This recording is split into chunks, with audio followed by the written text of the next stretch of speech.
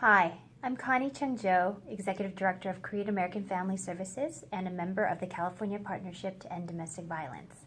KFAM was founded in 1983 to support and strengthen Korean immigrant women and children. We started primarily providing crisis services to domestic violence victims in the Korean community who had language and cultural barriers that prevented them from getting help. And we continue to do that today.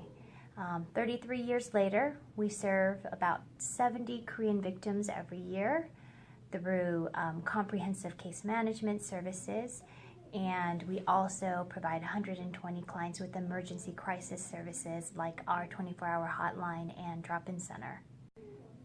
So KFAM is unique in that almost every client that we serve is specifically Korean immigrant. And I think what else makes us unique is that we are a community-based organization, meaning that we don't run a shelter. And in fact, about a third of our clients continue to live with their abusive partners while seeking services from us. We know that for a lot of immigrants, the idea of going to shelter can be really scary and really hard.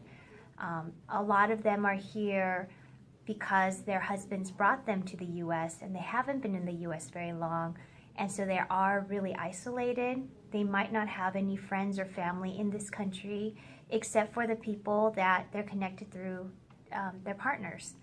And they might be really scared about leaving their partners and going into a shelter where they're not going to know anyone, where no one might be able to speak their language, and they're going to feel completely isolated, where they might have to uproot their children from their schools, where they're thinking that my kids are going to have the stigma of coming from a broken family that might make it harder for them to get married or succeed later in life. A lot of them are thinking, what is my family going to think about me, my in-laws, my church? Am I going to be shunned by my community if I were to leave my partner and go into a shelter? And unfortunately, we are in a community that there is a lot of victim blaming. So there's a lot of reason why some of our victims feel this way. And it's true that these things can happen. And so for a lot of our immigrant clients, the pros of going to a shelter, as far as the safety and the independence from their partner, can be outweighed by some of these costs. I think shelters are an incredibly, not only life-saving place, but the people who work there are heroes. We know that the most dangerous time for a victim is when she leaves her abuser. And that's when the shelters come in, and they protect our clients, and in many ways are risking their lives to do so. You know, shelter addresses are often confidential, and people who work in the shelter can't even share with their loved ones and their family the address at which they work because it's too dangerous, it's too deadly. That information must remain confidential. And so when I think about what shelter staff are doing, I really think truly that these are heroes. So yes, we will always need shelters. They will always play an essential role for providing protection to clients, especially those in the most serious and dire circumstances. But I just think that as a system, the domestic violence system of care needs to diversify.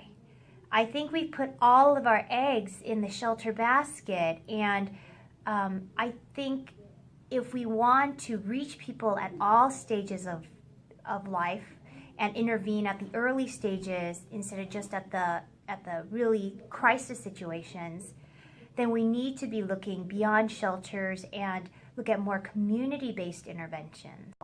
You know, ideally, domestic violence agencies should be able to respond and be a support system for victims early on when a community member starts to feel like something's wrong here. I just don't feel like this relationship is healthy, or there's something one-sided about it, or the way he's treating me just not right.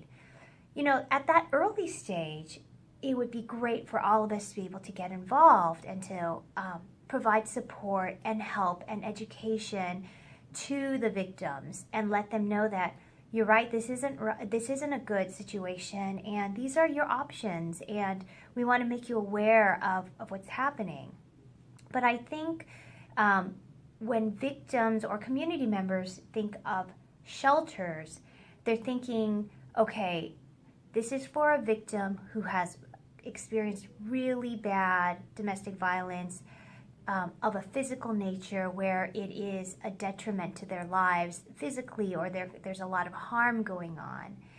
And I think we need to be able to show the community members that getting help for domestic violence is more than just those deadly situations or the really dire situations or the physical situations. That if you're experienced verbal abuse and emotional abuse, or it's economic abuse, or he's not letting you use your phone and checking up on you all the time, and he took away your passport, or is giving you small amounts of allowance money and not letting you have any control of your finances, that those things are also unhealthy, those things are also abuse, and we are here to help. And you don't necessarily need to be living in a shelter to get help in those other situations.